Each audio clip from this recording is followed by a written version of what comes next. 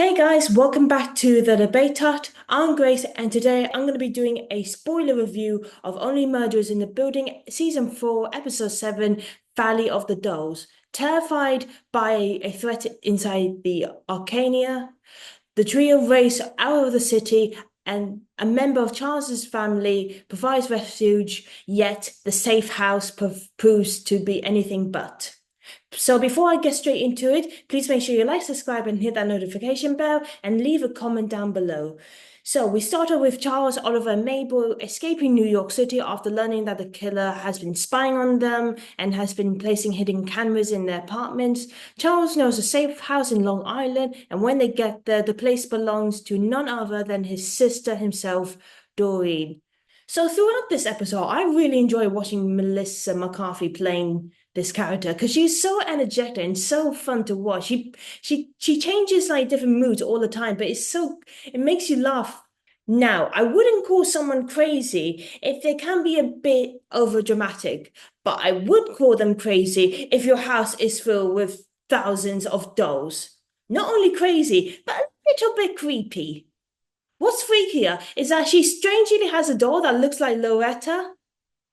Yeah, someone might need to check out Doreen's, mental health. Even Mabel said, I'm scared, and I don't blame her. May I suggest Doreen goes to therapy? It gets weirder when Doreen starts flirting with Oliver. I mean, I know lots of people say he's kind of good looking in his age, but yeah, it's a bit weird. Speaking of, earlier in the episode, Oliver decides to break up with Loretta through text, which is a shitty way to break up with someone. Because A, text is a bad, bad way of breaking up a serious relationship. And B, he never actually thought about discussing his troubles face to face with Loretta. He's always been doing it on the phone. So him doing that, it's kind of downright rude. Now the gang needs to continue the investigation quietly, while the next day, shockingly, Bev appears and suddenly announced that the film studio might cancel their film due to what's been happening. I mean, kind of makes sense since there's been like two shots. Meanwhile, Doreen continues flirting with Oliver in the most awkward way possible, like reaching out for a drink while pushing herself so close to him. I mean, she makes like a drink for him, but it's actually tastes really bad from Oliver's expression. Maybe it's still working until surprisingly the actors drop by as they think their lives are in danger too and blame the trio for it. This kind of makes sense since Zach did get shot in the last episode. Mabel instructs them to give up their phones since the killer could be tracking them on their SIM cards. However, this has a downside because we later see Howard doing a task for Mabel and tracks down the place where the Dunkov imposter has been dealing with all the checks. He bribes the owner who has a cat, which is a garn cat, and I had no idea there was such thing. And Howard promised him to let his cat be on an episode of his new podcast about animal jobs, and which the owner accepts. Looking through the checkbook, Howard realized that the sign-in signatures are not all the same, meaning there's been more than one person writing Donkov's signature. He tried to call Mabel, but of course no one picks up. Oliver and Doreen get to know each other while Doreen is getting a bit too close to Oliver, like putting his hand around her shoulder. He tried to help her stand up from the couch only to fall on her from behind accidentally, and it gets worse. Loretta arrived just in time to see her boyfriend bending over Doreen from behind. So not a good view for Loretta or for us, really. She was over because she was confused about his breakup text, and Oliver explained that he poured his heart out for her, and she just said, Ugh. Loretta started laughing, and Oliver replied, I'm pleased that my pain amuses you, which, to be honest, we do laugh and giggle a bit whenever Oliver is in agony and tries to be over dramatic about it, so I can't really blame Loretta on this one. She then explains that someone must have handed her phone to a side-in double, which I think is a stunt double for maybe theatre, I'm not sure, when he tried to call her. So that all made sense in the end. Then Doreen had a little bit of meltdown in front of Charles, asking why has he kept himself from her, being a little bit mad, and he said like, "You're always teasing me, like you're always being a bit over dramatic." Evidently, in this episode, she yells that, "Does expressing a lot of emotions make me crazy?"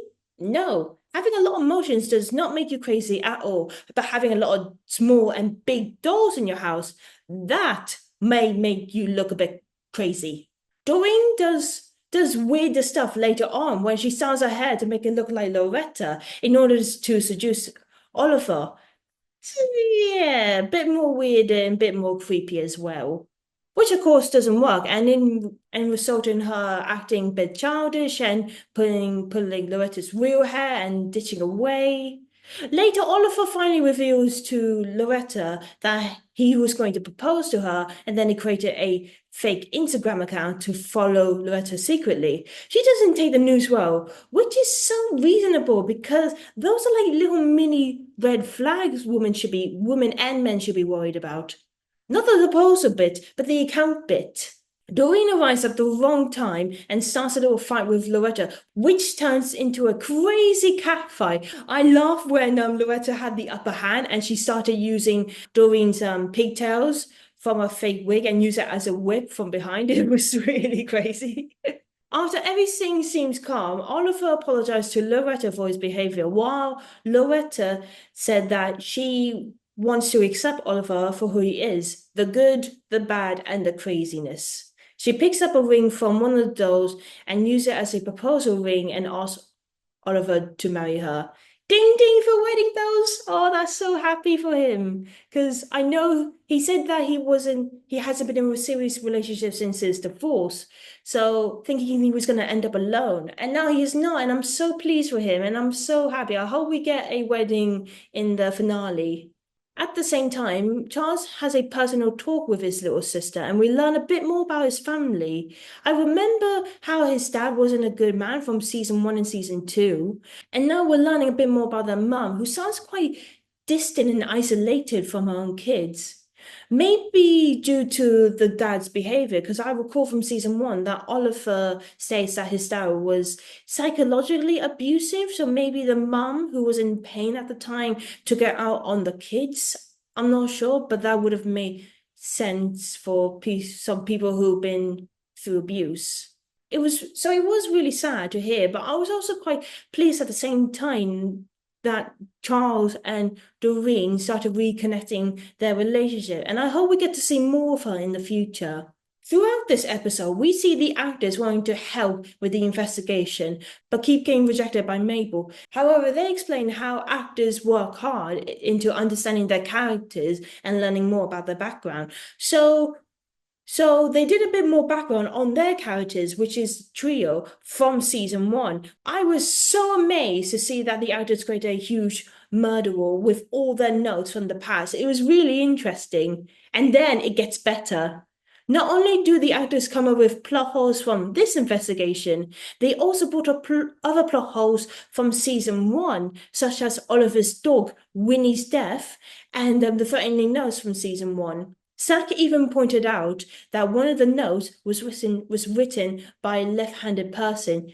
This all means that this season killer could be the same hater from season 1 who wanted the trio to end their podcasts.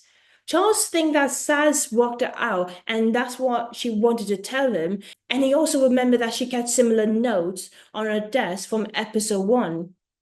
In the end, the trio and Doreen celebrate Oliver's engagement on the boat, and then Doreen's boyfriend arrived just in time and told the trio that Howard managed to call him because all of their phones were turned off and warned them about the recent news. So Howard has been looking through the footages on the CCTV cameras and discovered that it was the Westie weirdos who's been forging the signatures. He tried calling one of the numbers from the book, and it leads to the pink eye guy's phone, and he and the others realize that they've been discovered.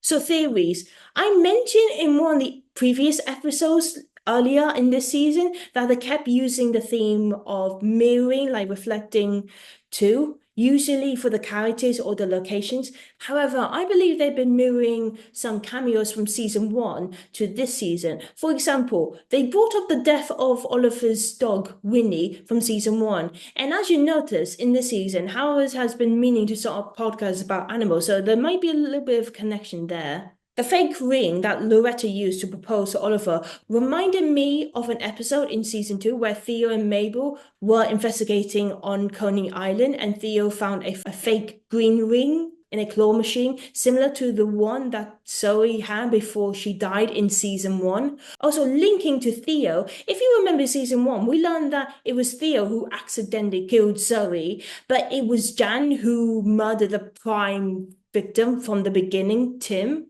My theory is that the Westie weirdos accidentally killed Donkoff and got rid of his body, sending the notes to scare off the trio from doing their podcast in case they'd been caught. But I don't think they kill SAZZ because it's a bit too early still. We just finished episode 7 now, so I think there's still more to uncover. But right now, I'm thinking the killer's Bev.